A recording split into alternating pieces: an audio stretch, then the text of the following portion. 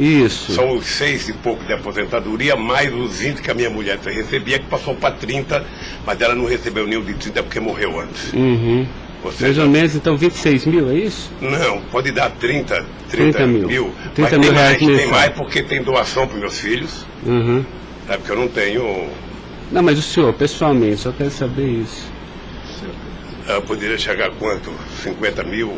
Tá, 50 mil reais mensais. Eu não sei, eu tô tentando chutar aqui, doutor. Tá, aproximadamente... Eu posso depois mandar por escrito, sabe, o que... Tá, é porque é importante, porque o juiz precisa fixar disso. O rendimento fixo que eu recebo todo mês é esse, são 6 e pouco da anistia, e era 20, agora passou para 30. 26 mil, então. A empresa Lewis que paga. Tá, 26 mil reais. Depois o advogado manda para o senhor aí Tá. o total do rendimento das doações. Tá bom. Estado civil viúvo, tá? 4, nenhum menor de idade. Tá. Grau de instrução do senhor. Grau de instrução. Um curso primário e um curso técnico. Tá. Curso primário e curso técnico.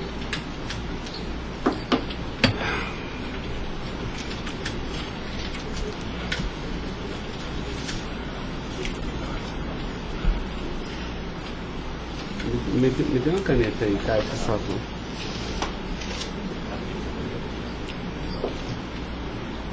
Pode gravar, Caio. Senhor Luiz Inácio, eu vou pedir então ao senhor para responder agora as perguntas no microfone, porque a partir desse momento a audiência vai ser gravada, tá?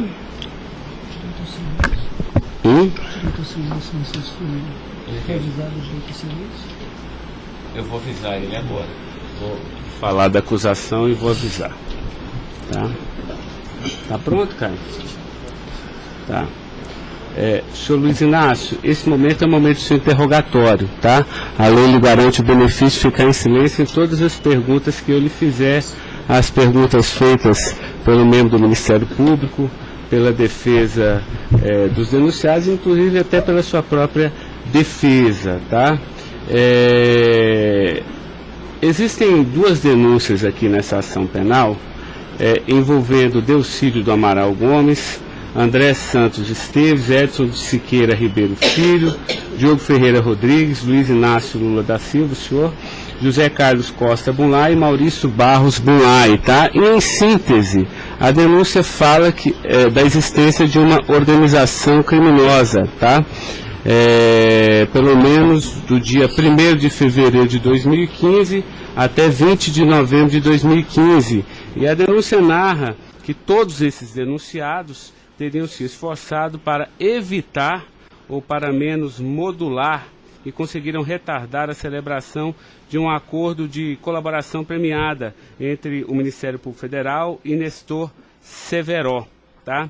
Depois a denúncia narra que um crime de patrocínio infiel, tá? Cometido pelos denunciados também, e de exploração de prestígio, tá? Bom, o senhor tem conhecimento desses fatos, tá? Né?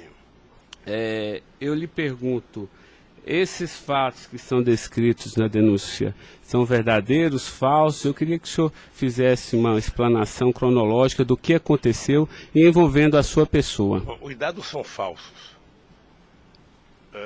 Eu queria aproveitar a oportunidade, doutor Ricardo, para dizer ao senhor que eu faço política desde os 23 anos de idade. Comecei em 1968 pelo movimento sindical. Depois fizemos as greves mais importantes desse país, depois do regime militar. Depois resolvemos que o sindicato já era muito limitado para a luta democrática desse país, resolvemos criar um partido político. Participei da criação do mais importante partido político de esquerda da América Latina, partido que fez a maior política de inclusão social na história desse país, partido que fez a maior política de combate à corrupção na história desse país. Se nós analisarmos o que aconteceu de 2003 até dezembro de 2014, a gente vai perceber que o Ministério Público, a Polícia Federal, a Controladoria Geral da República nunca tiveram, e a Controladoria nunca tiveram tanto apoio e tantas mudanças legislativas para melhorar a eficácia do combate à corrupção como nós fizemos.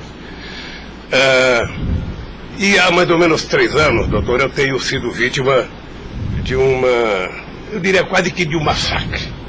Ou seja, eu acho que todos aqui têm dimensão do que é um cidadão que foi presidente da República, que foi considerado o mais importante presidente da história desse país, que saiu com 87% de aprovação de bom e ódio, que fez com que o Brasil fosse respeitado no mundo inteiro e virasse protagonista internacional, de repente é pego de surpresa por manchete de jornais, por notícias na televisão, todo dia, todo santo dia, no café da manhã, no almoço e na janta, alguém insinuando, tal empresário vai prestar uma delação e vai acusar o Lula.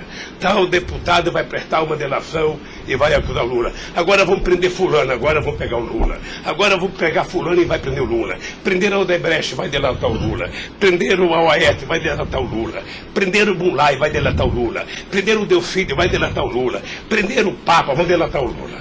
Eu esperando pacientemente. Por isso eu estou muito, muito orgulhoso e prazeroso de estar aqui para poder, na frente de um juiz imparcial, contar a versão deste fato. Primeiro, me ofende profundamente a insinuação de que o PT é uma organização criminosa. Me ofende profundamente, porque é o mais importante partido criado nesse país, criado pelos trabalhadores, dirigido pelos trabalhadores, e que fez nesse país o que ninguém nunca fez. E combater a corrupção não é virtude, é uma obrigação moral e ética. E isso eu aprendi com uma mulher que nasceu e morreu analfabeta.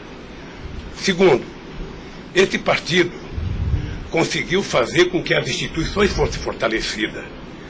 O Ministério Público tinha um apelido de engavetador. No meu governo, pela minha vocação sindical, eu fazia questão de fortalecer a corporação e indicar o representado pela instituição. A Polícia Federal, quantos processos eram engavetados, quantas pastas sumiram nesse país. No meu governo, a Polícia Federal tinha que fiscalizar, tinha que investigar, teve dinheiro para investimento em inteligência e os delegados sabem como é que eles foram valorizados. E eu dizia, só tem um jeito de ninguém ser pego nesse país, é ser honesto, é não fazer nada errado. Pois bem, a Controladoria Geral da República não existia. Era uma peça de ficção quando eu cheguei no governo. Eu coloquei primeiro o ministro Valdir Pires, ex-governador da Bahia, depois eu coloquei um juiz, o nosso amigo Jorge Arge, que quem conhece sabe que não brinca em serviço. E ele sabe que a ordem que ele recebeu é o seguinte, olha, tem que controlar e tem que fazer com que as pessoas saibam que honestidade não é mérito, é obrigação. Pois bem, e agora eu estou nessa... Só sabe o que é levantar todo dia, sabe, achando que a imprensa está na porta de casa porque eu vou ser preso? Ah, porque não sei quem delatou Lula vai ser preso, porque não sei quem delatou Lula vai ser preso. E eu tenho dito, eu duvido, antes, durante e depois, os que estão presos e os que vão ser presos, que tenha um empresário ou um político que tenha coragem de dizer que um dia me deu R$10, ou que tenha coragem de dizer que um dia o Lula pediu 5 centavos para ele. Eu não faço isso porque sou melhor do que os outros, não. Eu faço isso porque quem chegou à presidência da República como eu cheguei, depois de perder 3 eleições, não tinha o direito de errar. Fiquei 8 anos no meu mandato, doutor, 8 anos, sem ir num jantar, sem ir num aniversário, sem ir num casamento, exatamente para não dar pretexto de aparecer aqueles que vão tomar uma champanhe e vêm pedir um favor. E vem tirar fotografia com celular para depois explorar essa fotografia. Eu fico orgulhoso de estar prestando depoimento e chateado por uma ilação feita nesse processo contra mim pelo senador Delcídio. Portanto, eu queria lhe dizer que eu estou aqui para responder toda e qualquer pergunta. Se tem um brasileiro nesse momento que quer a verdade e deseja a verdade nesse país, sou eu.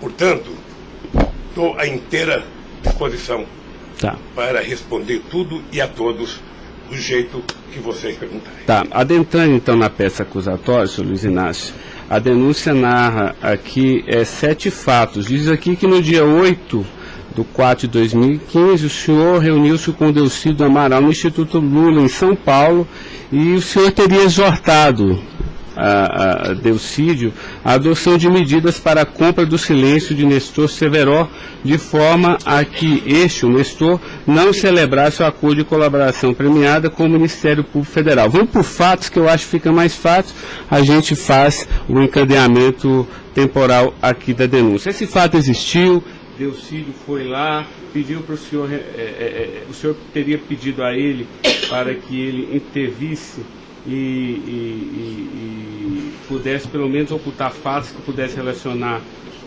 o senhor José Carlos Bunlai, e ele diz mais, diz até que o senhor também teria pedido a ele, porque o senhor também teria envolvimento aqui com negócios escusos na Petrobras. Doutor, só tem um brasileiro que poderia ter medo de um depoimento do Severo, pela relação que tinha com ele, que é o Delcídio. Eu não tinha relação com o Severo. Portanto, eu não tive nenhuma preocupação com o depoimento de nenhum empresário, de nenhum diretor da Petrobras, porque não tem essa relação com eles. Portanto, o Delcídio contou uma inverdade nesse processo. Mas essa reunião existiu? Deve ter tido muitas reuniões com o Delcídio. Ele era senador da República, era líder do governo, nós conversamos muitas vezes em São Paulo e em Brasília. E com outros deputados. Lá no Instituto Lula. Várias vezes o Delcídio esteve lá. Várias vezes. Ok. Eu iria perguntar por fatos aqui, mas assim, pelo que o senhor está falando, senhor, ele teve lá, o senhor admite que conversou com ele, mas não houve essa conversa para adoção de medidas, o senhor teria pedido para ele, porque o senhor, José Carlos Bunlai é amigo do senhor. Doutor Ricardo, deixa eu dizer uma coisa. Eu não tenho nenhuma razão para ter qualquer problema com o depoimento do Severo. Mas nenhuma razão. Não o conheço, não tive convivência com ele. Portanto, o depoimento do Severo era um problema para o Delcídio e não para mim, que teve uma convivência com ele ainda no governo anterior, antes do meu governo, quando foi diretor de óleo e gás da Petrobras. Não foi comigo. Tá, não surgiu essa conversa, então. Não surgiu, não se tocou. Se o senhor falar da Lava Jato? Doutor, da Lava Jato, hoje no Brasil, a gente fala no café, no almoço, na janta e ainda depois da novela. Mas não Porque só passa isso na televisão. Mas não se tocou no nome do Severo. Não tocou no nome. E muito menos no nome do Bunlai. Sabe, de que foi pedido coisa para o Bunlai? É um absurdo. É um absurdo. Eu não sei o que o Delcídio esperou fazer com isso. Certamente, depois de preso alguns dias, as pessoas começam a encontrar um jeito de sair da cadeia e resolve jogar a culpa em cima dos outros. Como é que o senhor reagiu quando ele foi preso? Eu tive uma reação que eu sei que ele não gostou, quando ele citou que o juiz da primeira corte, do Superior Tribunal, ele tinha conversado com ele. Eu disse, esse cara é um imbecil, sabe? Porque mas nem na morte você citaria se você teve ou não uma conversa com a Suprema Corte sobre um processo. Foi essa reação que eu tive e ele me parece que não gostou da minha reação. Eu fiquei sabendo pela boca de alguns advogados que ele ficou muito chateado porque eu disse que ele era um imbecil. Eu não quis ofendê-lo, apenas achei que a atitude foi equivocada. Tá, eu tenho mais alguns questionamentos, mas depois eu faço na medida que os temas forem agitados aqui pelas partes, tá? O Ministério Público tem perguntas, doutor? Bom dia. Acabei não vendo a sua chegada, mas não revelo. Em nenhuma dessas reuniões o Delcídio comentou sobre o receio que ele teria sobre as delações do Severo? Não, ele não comentou, mas era sabido por todo mundo que acompanha todo esse processo da relação histórica do Delcídio com o Severo. Tem até um livro publicado por uma jornalista da revista Veja que mostra claramente a relação do Delcídio com o Severo. Era muito antiga, sabe? No governo passado, no governo anterior ao meu, porque ele chegou, acho que até a ser ministro interino de Minas e Energia. O senhor acredita que a referência ao seu nome tenha sido útil para o Delcídio conseguir a delação premiada? Olha, por tudo que eu vejo todo dia na imprensa, eu acho que tem alguém instigando a falar meu nome. Eu fico sabendo de notícia, não sei se é verdade, nos blogs, nos colunistas, de que todo dia alguém vai para cá depoimento e fala o nome do Lula, cita o nome do Lula, cita o nome do Lula. Eu canso de ouvir isso todo santo dia, sabe? É bem possível que eu vi uma entrevista dele na Globo News que parecia que tinha recebido o prêmio Nobel da delação, a disfarçatez, sabe? Como ele estava se desenvolvendo, eu fui no Roda Viva. Ou seja, depois que fazem a bobagem que fez, se é que fez, ele teria que jogar nas costas de alguém. Primeiro, sabe, a minha relação com o Delcídio era uma relação institucional. E ele sabe disso. Voltando um pouco, o senhor poderia explicar a sua relação com o Bunlai? Veja, eu conheci o Bunlai na campanha de 2000. O PT governava o estado do Mato Grosso do Sul. E eu precisava fazer uma gravação para um programa de televisão da campanha para falar com o setor do agronegócio. E aí o governador do PT disse que tinha um amigo lá e me levou na fazenda dele, me parece que em Miranda. E eu fui nessa fazenda, uma boa fazenda. Até depois eu fui pescar nessa fazenda, fiquei 4 dias no Rio Miranda, não peguei nenhum peixe. Mas gravei um programa, foi um programa de sucesso. Depois eu ganhei as eleições e depois estabeleci uma relação com o Zé Carlos Bunlai.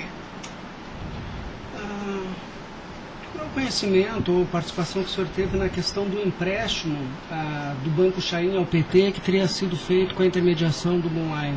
Eu não, já disse isso, eu não tenho nenhum... Fiquei sabendo de que o Bunlai tinha feito o empréstimo pela imprensa. O senhor teve conhecimento de que para quitar esse empréstimo, houve a contratação pela Petrobras, da empresa Chain Engenharia, na questão Fiquei do sabendo também pela imprensa, e me parece que numa pergunta que o Ministério Público já me fez. Após esses fatos, sobre a saída do Cerveró do posto da diretoria da Petrobras, há uma informação na denúncia relativa a divisões de indicações por partido de diretorias na Petrobras. Diretoria de abastecimento seria normalmente indicada pelo PP, diretoria de serviços pelo PT, diretoria nacional pelo PMDB. O senhor tem conhecimento disso? Veja, deixa, doutor Ivan, dizer uma coisa que me parece que está virando costumeiro isso no depoimento, que é a falta de compreensão do que significa um governo de coalizão em qualquer parte do mundo. E parece que tem pessoas com dificuldade de compreender isso. Aliás, no depoimento do presidente Fernando Henrique Cardoso, ele foi muito bem ao explicar o que é um governo de coalizão. Quando você ganha uma eleição, um regime presidencialista de coalizão, você tem que montar o governo. Você precisa construir uma maioria no Congresso Nacional para você poder montar o governo. E você não monta a maioria com quem você quer. Porque se você pudesse, você pegaria só suplente que não foi eleito. Mas como o suplente não vota, você tem que fazer o acordo com quem é eleito, com quem tem mandato.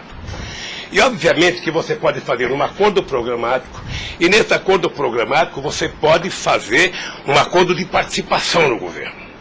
Então os partidos que compõem a base do governo participam do governo, indicam ministros, indicam cargos. Todas as pessoas indicadas são pessoas com mais de 30 anos da Petrobras. Eu já disse no depoimento, sabe, que vocês vão ter que ouvir muita gente, o Conselho Fiscal da Petrobras, o Conselho de Administração da Petrobras, sabe, para saber se havia denúncia de corrupção, porque quando nós indicamos as pessoas e quando os partidos indicam, ou seja, se aparecer alguma denúncia de corrupção e aparecer no GSI, essa pessoa não é indicada. Porque qual é o critério?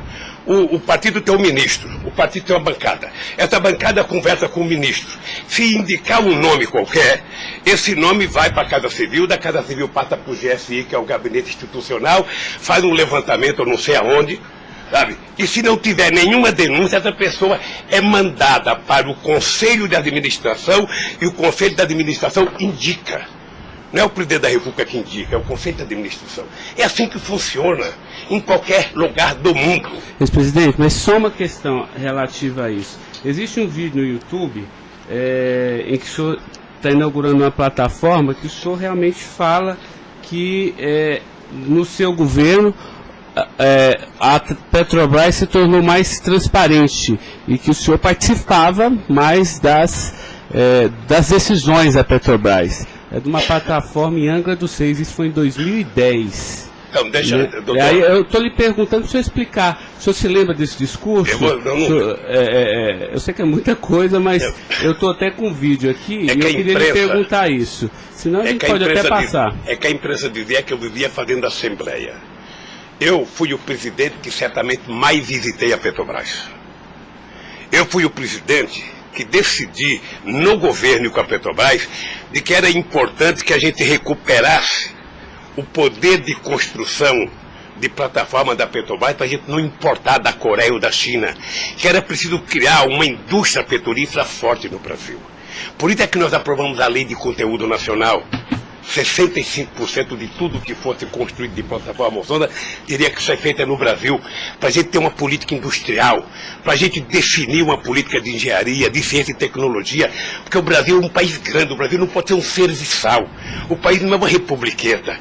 Este país poderia produzir e atender toda a América Latina e atender toda a África que margeia o rio chamado Atlântico. Lamentavelmente... Não, mas a pergunta é o seguinte, é porque o senhor falou que realmente no seu governo o senhor participava mais das decisões. Eu não participava, deixa eu mais falar. das decisões.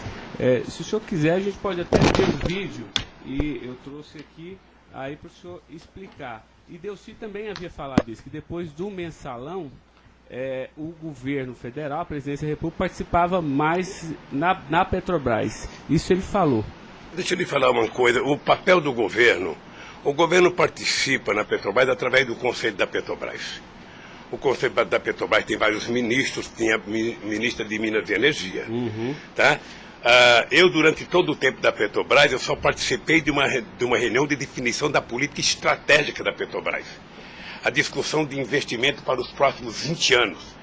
Se a gente ia recuperar a indústria naval, se a gente ia recuperar a indústria de sonda, de plataforma, se a gente ia discutir, sabe, exportar, se a gente ia fazer a lei de partilha, se a gente ia fazer com que o petróleo voltasse a ser do povo brasileiro, como nós conseguimos fazer. Nessas decisões estratégicas eu participei de uma reunião. Tá, mas de cargo então não. De cargo não. Porque tem o Fernando Soares que fala que o senhor realmente definia também essas questões. Não definia cargo. Quando havia briga no PMDB, ou não. Quem decidia, se não se decidir, era o senhor que realmente... Deixa eu dizer uma coisa para o senhor. O presidente não indica cargo na Petrobras, o presidente recomenda ao Conselho da Petrobras a indicação de tal pessoa indicada por tal partido político a partir da capacidade técnica das pessoas. É assim que funcionava no governo anterior, é assim que funcionava certamente no governo militar, é assim que deve funcionar hoje. É assim que deve funcionar hoje. Porque a Petrobras é uma empresa de engenharia muito poderosa e você não pode ficar colocando gente que não tem expertise para fazer determinadas coisas. Tá. Mas a expressão foi essa aqui, eu anotei. A gente sabe o que acontece lá dentro. O que o senhor quer rever o discurso? Eu não preciso rever, não. Tá. Assim, porque isso me chamou a atenção. A gente sabe, quer dizer, antigamente era uma caixa preta, foi esse o contexto. E agora a gente sabe o que acontece lá dentro. Quais foram os mecanismos que o senhor tomou, então, para que a Petrobras realmente ficasse mais transparente? A fazer com que o Conselho acompanhasse mais as decisões. Porque como a Petrobras é muito grande, entre uma decisão do Conselho da Petrobras, uma aprovação da diretoria e os acontecimentos nas engenharias da Petrobras, são milhares de pessoas que participam daquilo.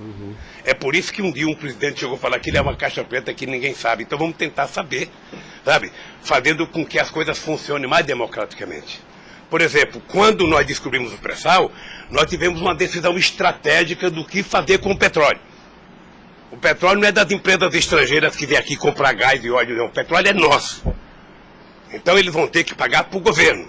É por isso que nós aprovamos 75% do ROT para a educação. É por isso que nós aprovamos a partilha, que é o que incomodou muita gente no mundo, o que incomodou as grandes petroleiras. É esse país que tinha complexo de vira-lata, virar dono do seu nariz. Okay. Eu sei que isso incomodou muita gente. Incomodou muita gente no mundo inteiro. Sabe, e agora eles estão tentando desmontar. Porque um país que não se respeita, um país que não tem soberania, um país que não tem empresas de porte extraordinário como a Petrobras e vende tudo, sabe, sinceramente, não é um país. Ok. Doutor Ivan, só porque o senhor tocou no tema, eu quis aproveitar, tá? Mas pode continuar, pode prosseguir. A pergunta é relativa à diretoria internacional, que ela foi ocupada pelo Cerveró e depois pelo Zelada. Ambos foram indicações do PMDB ou o Cerveró foi indicação do PT e o Zelada... Não, eu já tive a oportunidade de dizer isso. Isso foi indicação do PMDB. Ambos? Não sei se de todo o PMDB ou da bancada do PMDB de Minas Gerais, que foi indicado o Zelada para diretor internacional da Petrobras. O critério é o mesmo. O Zelada foi indicado, passa na Casa Civil, passa no GSI e é mandado ao Conselho da Petrobras, que decide. Não, perfeito. Mas e o Cerveró? Ele tinha sido indicado anteriormente pelo PT ou pelo PMDB? Pelo PMDB pelo também. PMDB. Eu acho, eu falo quase com certeza absoluta pelo PMDB. É o que diz a... Eu falo quase que com certeza absoluta. A pergunta é o seguinte, com a troca pelo Zelada, a saída do Cerveró desse posto de diretoria, ele acabou sendo indicado para a BR Distribuidora. No próprio depoimento do Cerveró, ele afirma que isso teria sido como um reconhecimento pelo papel que ele prestou no auxílio da contratação da Chain pela Petrobras, na questão do navio sonda. Me parece que ele não diz isso exatamente. Me parece que ele utiliza a palavra acha que foi isso. É diferente de dizer que ele disse. Ou seja, ele acha que foi isso. Deixa eu lhe falar uma coisa. Eu não conheço o Cerveró. Conheço agora que ele ficou famoso. Tá? Quando eu vi o Cerveró, eu vi a en passant em reuniões coletivas. Portanto, eu não tinha nenhum interesse de tirá-lo e nenhum interesse de colocá-lo. Nenhum interesse. Para mim, se uma força política que compunha o governo indicasse ele ou outra pessoa e tecnicamente ele fosse reconhecido pelo conselho da empresa que o indicou, para mim estava perfeito.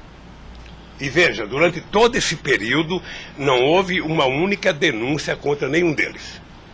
A denúncia começou a acontecer porque o juiz Moro começou a fazer escuta durante 8 anos num bandido chamado Rousseff, e aí então, em 8 anos dá para pegar alguma coisa.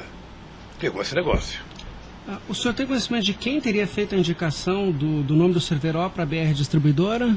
Se foi algum partido? Eu não sei se foi um partido ou se foi através do Zé Eduardo Dutra, que devia ter relação com o Cerveró, porque ele tinha sido presidente da Petrobras.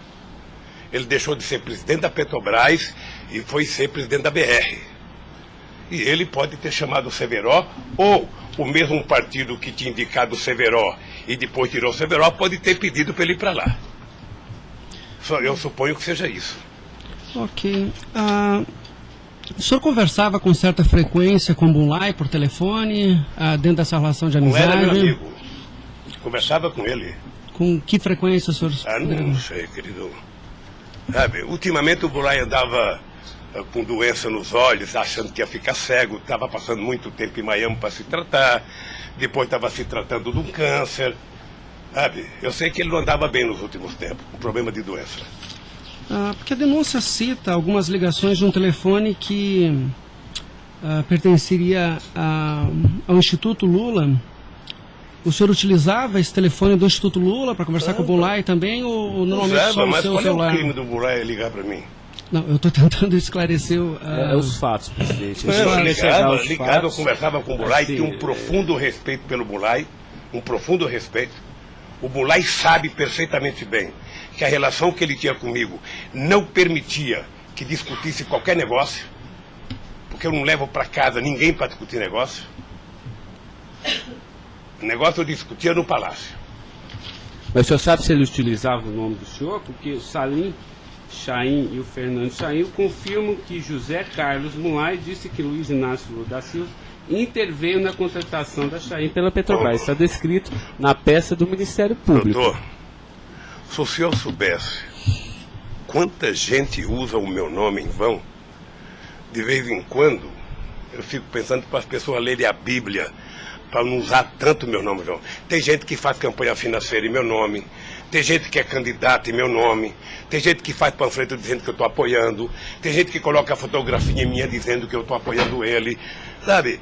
Não tem como fazer isso. Se alguém falou, sabe? Se alguém falou, somente o Zé Carlos Bunlai pode provar isso, ou o Chaim na frente dele.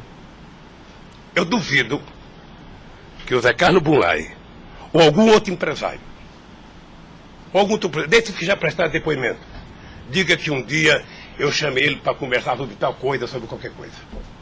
Sabe por quê, doutor? Porque eu tinha noção de que o único jeito de eu governar esse país dignamente era não permitir qualquer promiscuidade na minha relação com os agentes empresariais ou os agentes políticos.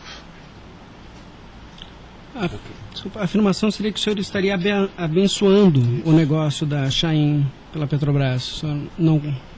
Nem abençoando, nem amaldiçoando, porque eu não sabia. Sem mais perguntas, excelência. A defesa, então, a sua defesa vai ser a última a perguntar. A defesa de Delcídio Amaral.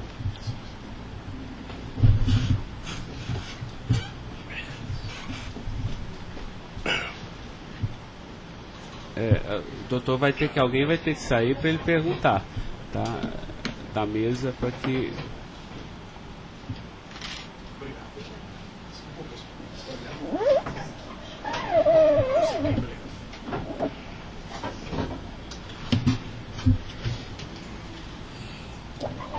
Bom dia. Bom dia. O senhor já mencionou que, de sua parte, não haveria nenhum receio na delação de Nestor Cerveró. A indagação que eu faço é se, da parte de Bunlai, seu amigo, se ele lhe confidenciou algum receio da delação do Cerveró. Nunca. Nunca. Nunca. Ele mencionou se conhecia o Cerveró? Quem, o Bunlai? O Bunlai. Não, nunca falou comigo do Cerveró. Nunca? Nunca falou comigo do Cerveró. Nem tampouco o senhor soube se ele... Quem falava comigo do Cerveró era o Delcídio. Que era amigo do Cerveró. Amigo do filho do Cerveró. Perfeito. O senhor tem conhecimento se a delação do Nestor Cerveró foi utilizada como um dos fundamentos para a condenação do senhor Bunlai? Não tenho. Não tem conhecimento. Não tenho. Tá certo. Eram só essas as indagações. Excelência, muito obrigado. Obrigado, senhor ex-presidente. A defesa de André Esteves tem questionamentos? Não tem? A defesa de Edson Siqueira Ribeiro Filho.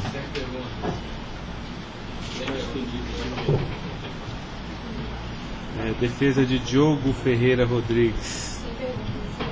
A defesa de José Carlos Bunlai. Tem algumas perguntas. Pode fazer isso. Bom dia, presidente. Presidente, o senhor disse que a sua relação com o senador Delcídio era institucional. Mas o senhor sabe qual era a relação do senador Delcídio com o José Carlos Bunlai? Eles tinham alguma amizade? Eles tinham alguma proximidade? Veja, a impressão que eu tenho era que era muito pequena a relação dos dois. E parece que o José Carlos Bunlai não tinha muita relação com o Delcídio. E com a sua mulher, dona Marisa, qual era a relação do José Carlos Bunlai? Eles tinham amizade? A mesma que comigo. O aniversário da sua ex-mulher? Quando ela fazia aniversário? Ele ia no aniversário da minha mulher. Mas o dia do aniversário dela? Dia 7 de abril. O senhor sabe se ele fez alguma ligação para ela no aniversário dela? A ligação do dia 7, eu já fiquei sabendo da ligação do dia 7. Bem. É o mínimo que eu esperava dele, que ele ligasse para ela para dar os parabéns. É só isso, obrigada. Tem alguma pergunta? Tá. A defesa de Maurício Bunlai. Sem questionamentos. A defesa de Luiz Inácio Lula da Silva. Sem perguntas, excelência. Tá, só mais uma questão, senhor Luiz Inácio. A denúncia sempre fala do Instituto Lula. Eu queria que o senhor falasse um pouquinho a finalidade do Instituto Lula. Eu tirei pelo site a missão, me parece que o senhor desenvolve projetos na África também, né, com finalidade de erradicação da extrema pobreza, da fome, acesso à educação, promoção da igualdade, mas também é um local que o senhor também chama as pessoas para discutir política. Delcídio falou que o senhor o convidou para ir lá quando ele era líder do governo. Explique para mim o Instituto Doutor Lula. Ricardo, eu não sei se você sabe, a Receita Federal fez uma devassa no Instituto para saber se ele está cumprindo com a sua obrigação institucional. Veja, eu quando deixei a presidência da República, eu falo isso apenas com o objetivo de explicar. Muita gente pode achar que eu sou arrogante, eu sou petulante. O doutor Ivan, no primeiro depoimento, eu disse isso para ele. Mas ou seja, crime, viu? quando eu deixei a presidência da República, por conta do povo brasileiro, eu tinha sido o presidente, quase que o presidente mais importante do mundo nos 10 primeiros anos do século XXI. Esse país virou protagonista internacional. Esse país passou a participar do G8, coisa que nunca participava. Esse país ajudou a construir o G20. Esse país participava do BRICS com muita importância. Esse país participava do IBAS entre Brasil, África do Sul e Índia.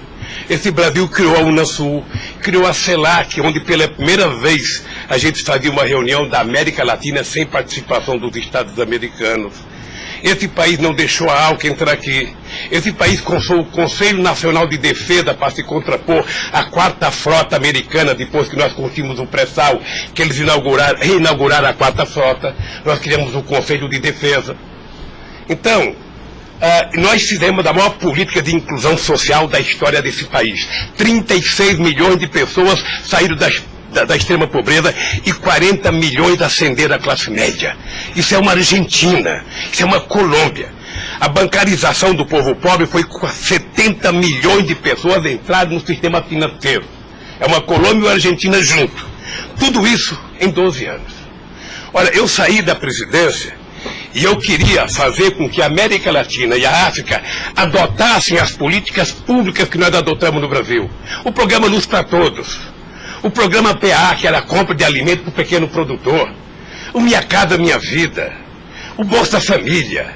O aumento do salário mínimo. Durante 12 anos, todos os funcionários públicos tiveram aumento nesse país. Houve reajuste de carreira, houve aumento do salário mínimo. Aumentamos as exportações, aumentamos o mercado interno, numa demonstração de que o pobre não era problema. O pobre era a solução. Eu gostava de ir para a África para dizer para os presidentes. Uma vez até fiquei com medo de Angola. Porque eu, depois da minha palestra, eu me dei conta da quantidade de general que tinha lá dentro. E eu falei o seguinte, é preciso diminuir o dinheiro das Forças Armadas e colocar dinheiro para os pobres. Porque o pobre não entra no orçamento. O Poder Judiciário entra, porque tem poder de pressão. Os sindicatos organizados entram. Sabe? Todo mundo entra, o pobre não entra. O pobre está lá, desgraçado, abandonado, ninguém olha por ele. Agora, coloque ele no orçamento. Deixa ele começar a ir no shopping. Deixa ele começar a comprar carne, comprar iogurte, comprar meia, comprar sapato. Nesse país ficava incomodado porque pobre comprava dentadura com o dinheiro que a gente dava do Bolsa Família. E eu queria ensinar isso, eu queria ensinar as pessoas a compreenderem que o pobre no Brasil e no mundo seria a solução se a gente desse a ele o mínimo necessário. Foi por isso que eu não quis criar um ONG. Criei um instituto para poder viajar o mundo tentando mostrar o exemplo do que esse país fez em tão pouco tempo. Mas o que Delcídio, porque ele disse aqui que algumas vezes o senhor chamou ele lá. Em que ele se encaixa aí? É que eu não sabia, doutor. Porque assim, realmente, eu entendi, a política está de acordo com o estatuto aqui do Instituto Lula, mas assim, por que o senhor chamou ele lá? Ele falou só, muitas vezes o presidente Lula, e de vez em quando eu ia com cortesia também. Deixa eu lhe falar, ele foi muitas vezes conversar comigo, ele era líder do governo, como outros senadores foram conversar comigo.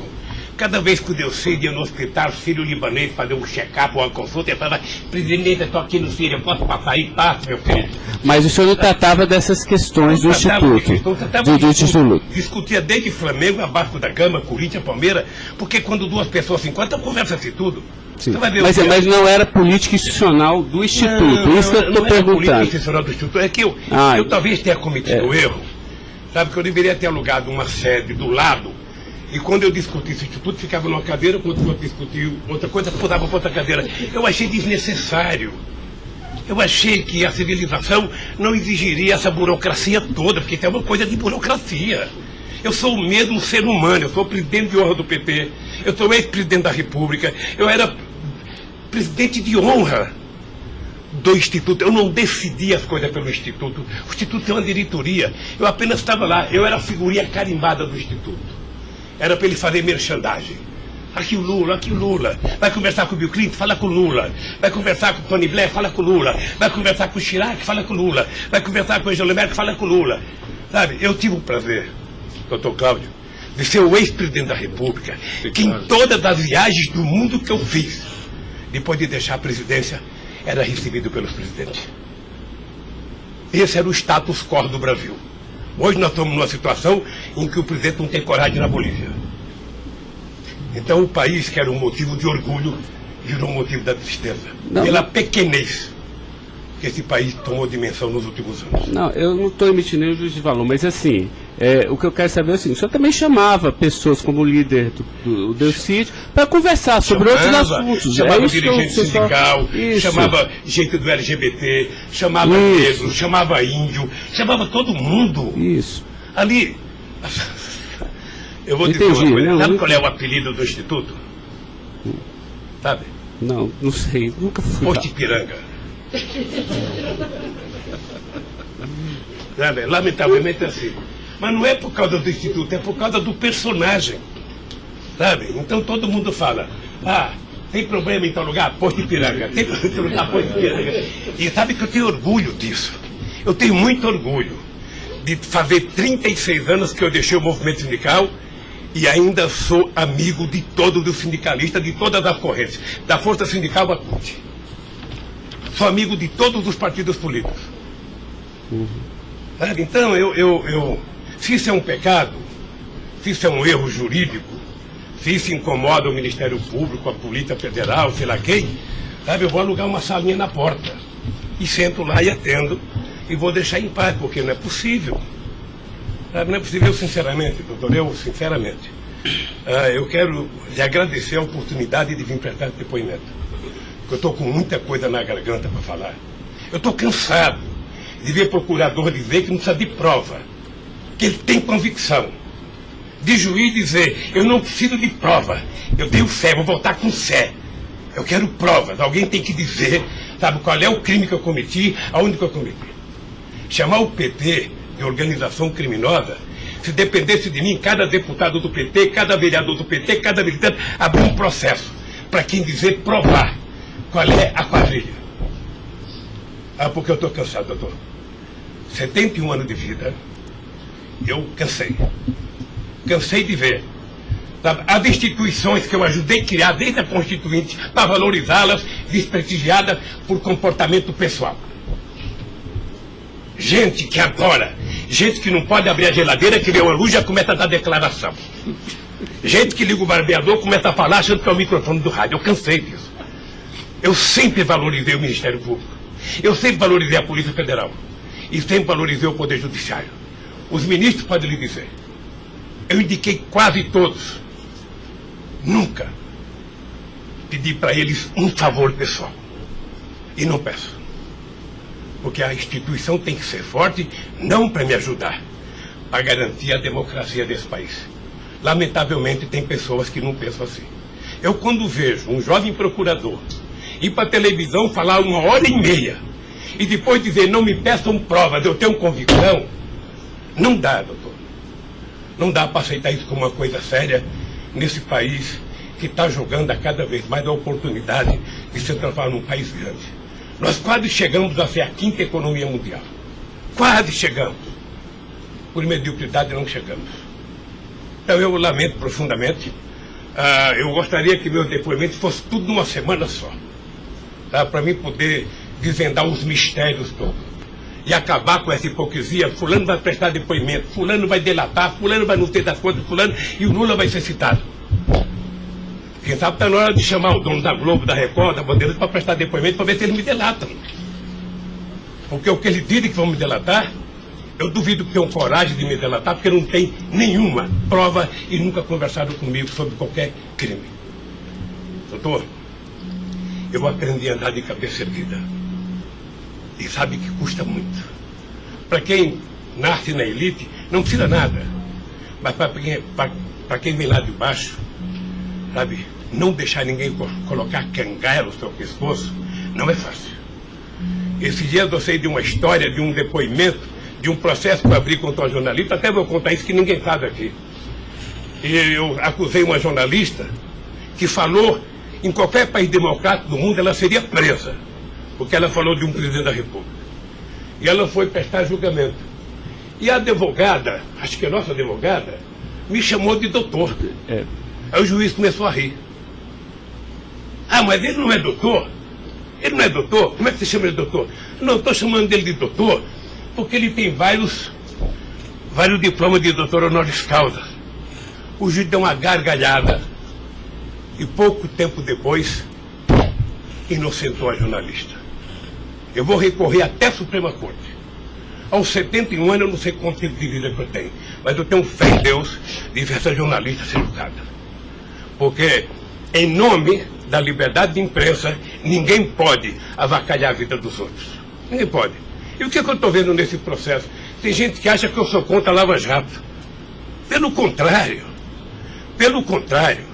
eu quero que a Lava Jato vá a fundo para ver se acaba com corrupção. O que eu sou contra é tentar criminalizar a pessoa pela imprensa e não pelos autos do processo. O que eu sou contra é execrar, é condenar. Eu conheço pessoas que, se tivessem liberdade, seriam mortos na rua. Tal é. Sabe quantas horas eu tenho de notícias negativas contra mim no Jornal Nacional em 8 meses, 16 horas? Nenhum político no mundo aguentaria isso. E eu vou matá-lo de raiva, porque toda pesquisa vai aparecer na frente.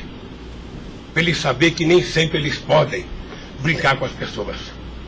Sabe? Então o juiz, o promotor, o delegado, não tem que ficar fazendo, sabe, pirotecnia com as pessoas. A primeira apura, investigue e condene. Quando condenar, bote na cadeia. E acabou. Sabe, não é tirando fotografia de criança, mostrando casa, mostrando não sei das quantas, inventando mentiras, inventando ilações. Então, quero lhe dizer que o senhor está diante de um homem que está disposto a prestar tantos quantos depoimentos for necessário. E quero que todo mundo saiba, se tem um brasileiro que quer a verdade nesse país, sou eu. E não me venham com mentiras ou com ilações. Porque um cidadão que nasce no Nordeste e não morre de fome até os 5 anos de idade, não tem medo de cara feia. Eu quero defender a minha honra, que é o valor mais importante que eu tenho. Então eu quero lhe agradecer esse depoimento e a liberdade de poder dizer essas coisas que eu até agora não tinha falado, mas eu cansei, eu vou falar. Então, Luiz Inácio, o momento é do senhor, tá? A sua defesa, o senhor tem todo o direito de falar. Só mais uma questão para a gente encerrar, acho que ninguém tem mais questionamentos. O presidente do Instituto Lula, na época, em 2015, era o doutor Paulo Camoto. Ele não participava de nenhuma reunião, assim, com o senhor, às vezes, ou participava, ou era bem informal, como o senhor disse? Eu sou um pouco relaxado, sabe? Porque Delcídio disse aqui que as reuniões eram somente ele e o senhor, que as coisas era só... Não ficava ninguém na sala. É isso? O senhor confirma isso? Eu tenho pelo Delcídio, eu não vou levar muito a sério o que ele disse. Tá? Mas deixa eu falar, eu aqui, quando eu era presidente da República, eu brigava com a minha assessoria que achava que eu tinha que ter uma liturgia. A liturgia é importante, presidente. Você não pode andar no corredor abraçando as pessoas. A porta não pode ficar aberta, sabe? Então, no Instituto, sabe, tem hora que a conversa é pessoal, tem hora que entra 10 pessoas, 5 pessoas, 6 pessoas, 4 pessoas. Mas de total transparência, é isso que o senhor quer falar? Quando a pessoa pede uma conversa sigilosa, eu faço uma conversa sigilosa, sabe? Ok. Tá bom. Agradeço.